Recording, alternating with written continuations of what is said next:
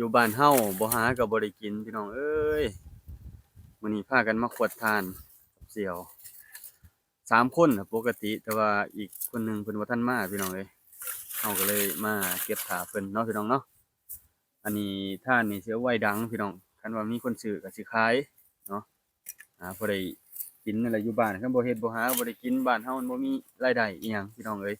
คันว่าเข้าไปไร่ไปสวนแล้วคือว่าเบิดเลยเนาะคือว่าบ่ได้เฮ็ดหยังเลย คือว่าบ่มีรายได้หลักเลยแหละเนาะแต่ว่าคันว่าบ่ได้เฮ็ดไร่เฮ็ดสวนยังว่าได้ไปซอกหานั่นหานี่เนาะพี่น้องเนาะแต่ว่าเขาไปไร่คือเขามีแต่ไล่ออกเนาะคือบ่กล้องเขาไปไร่นี่มีแต่ไล่ออกไล่ออกในที่นี้คือซื้อน้ำมูกน้ำมันเนาะไปตัดต้นหมอกต้นไม้กลางไร่กลางตอหั่นนะพี่น้องมันสิมีเราก็บั้นไม้เฮ็ดลักหัวนะผู้ใดเฮ็ดสวนเพิ่นจะเข้าใจดีเนาะแล้วก็จกมาปัจจุบันนี้ก็คือพี่น้องเข้าใจแหละราคาน้ำมันมันสูงแรงอีหลีสูงจนแบบจนสิบ่กล้าอันสิตัดลักหัวน่ะพี่น้องจนสิได้เอาขวานฟันเอาเลื่อยตัดเอาเลื่อยมือคือแต่กี้พู้นแหละคิดว่าเนาะอยากย้อนยุคพู้นแหละพี่น้องเอ้ยย้อนยุคในที่นี้คือว่าอิหยังใดแหละบ่กล้องบ่มีน้ำมันบ่แม่นพี่น้องเอ้ยบ่มีเงินเนาะน้ำมันน่ะเขามีให้ซื้อแต่ว่ามันราคามันสูงเกินเนาะพี่น้องเนาะอันบ่แม่นในหมู่บ้านเพิ่นขายเกือบ40,000พู้นเว้ยเนาะเกือบ40,000เนาะเกือบ40,000ก็เป็นเงินบาทก็โอ้6-70บาทพู้นแหละพี่น้องเอ้ยเออลิตรหนึ่งต่อลิตรน่ะพี่น้องเอ้ยมีแต่ซุมเฮานี่แหละพี่น้องเอ้ยสิค่อยๆเฮ็ดไปค่อยสู้ไปผู้ใดก็คือว่าเจอปัญหาเดียวกันแหละคนที่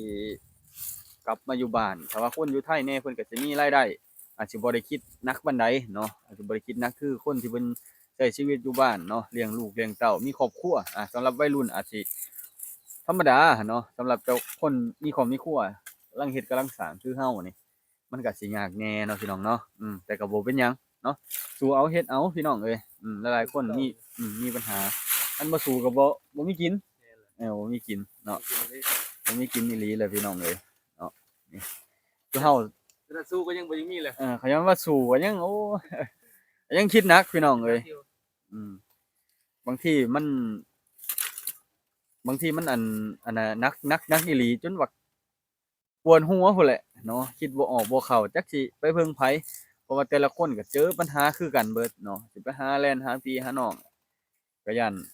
ซ้อวุ่นวายคือแบบว่าเขาก็มีครอบครัวของเขาอะนะพี่น้องเอ้ยมีแต่เฮาก็เฮ็ดเอาหาเอาบุกบืนเอานี่แหละเพื่อครอบครัวพี่น้องเอ้ยนี่เอาว่าผู้ใดเบิ่งก็อยากมาอุดหนุนเนาะอยากสนับสนุนให้กำลังใจกันนี่แหละพี่น้องเอ้ยซื้อทานซอยเฮาสิบ่รับบริจาคดอกเนาะผู้ใดก็ทุกข์คือกันเออในใจก็อยากได้อยู่ดอกมาจุนเจือครอบครัวคันว่าผู้ใหญ่ใจดีเพิ่นอยากให้ก็ได้เนาะแต่ว่าสิบ่รับบริจาคมีแต่ว่าเพิ่นอยากให้จริงๆเพิ่นก็ทักมาเนาะพี่น้องเนาะแต่ว่าเฮาจะบ่รับบริจาคนี่แหละก็มาแบ่งให้หมู่นี่แหละซื้อแนวอยู่แนวกินแต่ละครอบครัว2ครอบครัว3ครอบครัวหม้อหนึงน่ะมีพอได้ใช้ได้สอยอยู่ค้าขายแต่เฮา2คนน่ะมันแบบว่าเฮาบ่มีรายได้หลักว่าแล้วก็ได้เนาะคือว่าคันว่าเจ้าของได้ไปเฮ็ดเวียกแล้วคือบ่มีรายได้เลยเนาะเฮ็ดเวียกในที่นี้คือบ่มีรายได้เด้อพี่น้องมีแต่ท่าพู้นแหละรายได้เป็นรายปีอืมคือเฮานี่ปลูกมันนี่ปีนี้เสี่ยวเพิ่นกำลังสิปลูกมันนี่เสี่ยวบ่กล้องนี่เพิ่นกำลังสิปลูกมันปีนี้นะบ่กล้องก็สิปลูกมันคือกันนั่นแหละรายได้หลักก็สิปลูกมันถ้าว่ายางก็แม่นอยู่โรงยางแต่ว่ามันบ่ได้ดอกปีนี้พี่น้องมันต้องระดับ8ปีเนาะจังสิได้ผลผลิตมีแต่เฮาเอาหาเงินนั่นแหละไปลงทุนระยะยาวคือโรงยางก็ได้ปีนี้เนี่ยคิดว่าลง1,000พี่น้องแต่ว่ามันสิเหลือเป็นเหลือตายส่ำใดเนาะเว้าตามความเป็นจริงก็ได้เนาะเหลือเป็นเหลือตายส่ำใด ไม้นี่ก็ไม้ไปเอาของเขาเจ้ามาพี่น้องไม้ก็ได้ก็เสียให้เขาเจ้า2เป๋า2สอบพี่น้องสอบหนึงก็คันว่าขายก็สอบละเท่าใดเขาเจ้าขาย70บ่70,000ก็ประมาณ100นึงนั่นแหละพี่น้องสอบละ100จะแม่นพอซื้อสอบละ100นะใหญ่สอบบักใหญ่พี่น้องเอ้ยสอบบักใหญ่สอบละ100บาทเนาะแต่ว่าพ่อแม่พี่น้องคนไทยโอ้ยคันว่าส่งให้เพิ่นได้เพิ่นอยากไปดังนี่บ่คงสิไปส่งเขาก็ไปง่ายมาง่ายอันนู้คือว่านั่นแหละพี่น้องเอ้ยรถเรือเฮาก็บ่ค่อยมีแต่ว่ามีรถหยอกรถใหญ่พอสิได้ไปค้าไปขายนำเพิ่นอยู่ดอกก็สิมีรายได้อยู่ดอกพี่น้องเอ้ยซุมเฮาก็บ่ได้ถิ้มแต่ปากันหมู่คู่ก็ได้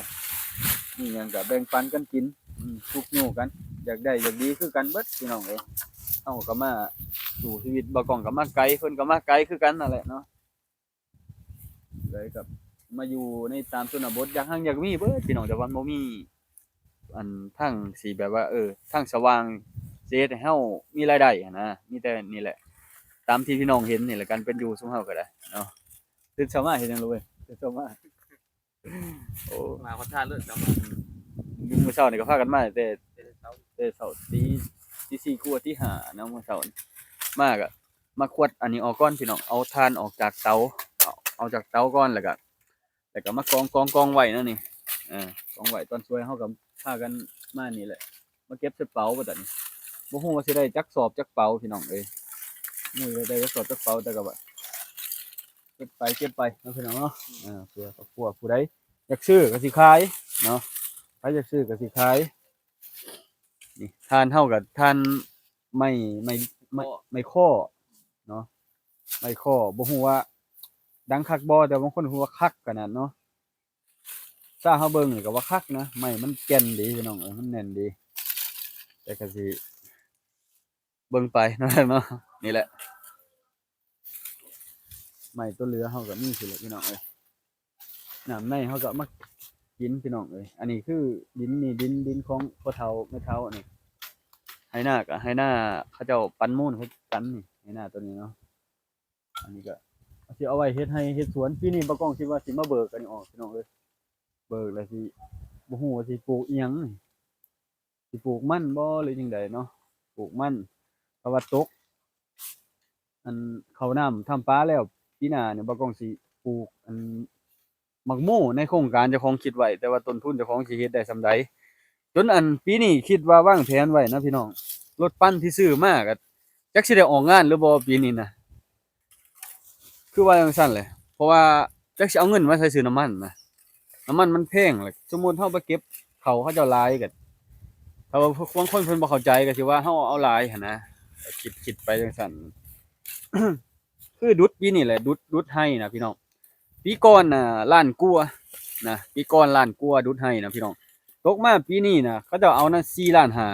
ป๊าดโตเขาเจ้าว่าน้ำมันมันขึ้นเนาะจักสิว่าจังได๋ล่ะพี่น้องเอ้ย